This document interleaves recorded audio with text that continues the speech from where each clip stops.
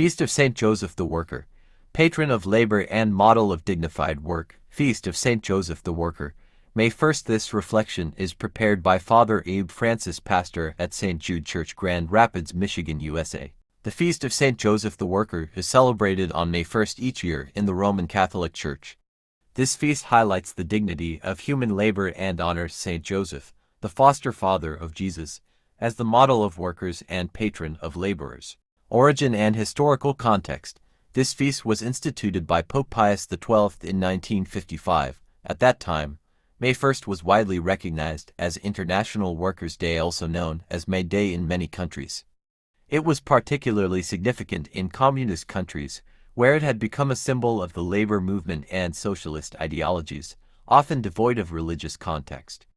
Pope Pius XII, aware of the growing influence of atheistic communism and its appeal to the working class, sought to offer a Christian alternative that would reaffirm the Church's teaching on the value and dignity of human work. By instituting this feast, the Pope provided a spiritual celebration of work and connected it with Saint Joseph, a humble carpenter who worked with his hands to support the Holy Family. This act was a profound statement. Work is not just a social or economic activity, it has spiritual and salvific value when done in union with God.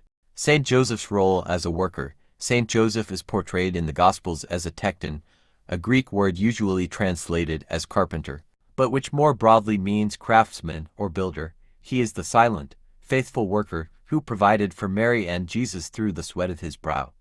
In doing so, he demonstrated honesty, diligence, humility, and devotion to family, becoming a powerful role model for all workers, especially those who labor in hidden or humble ways. Joseph's work was not just a means of survival, but an expression of his vocation, his obedience to God's will, and his care for his loved ones. By celebrating him as the patron of workers, the Church calls attention to the sanctity of labor and the importance of viewing all work as a participation in God's creative activity.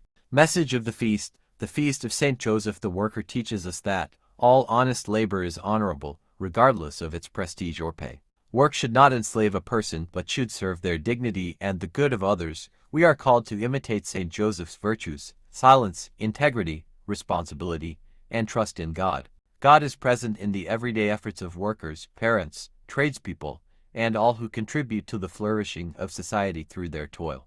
In today's world, where many workers face injustice, exploitation, or insecurity, this feast is a reminder that the Church stands with them, upholds their dignity, and calls for fairness, just wages, and respect for laborers.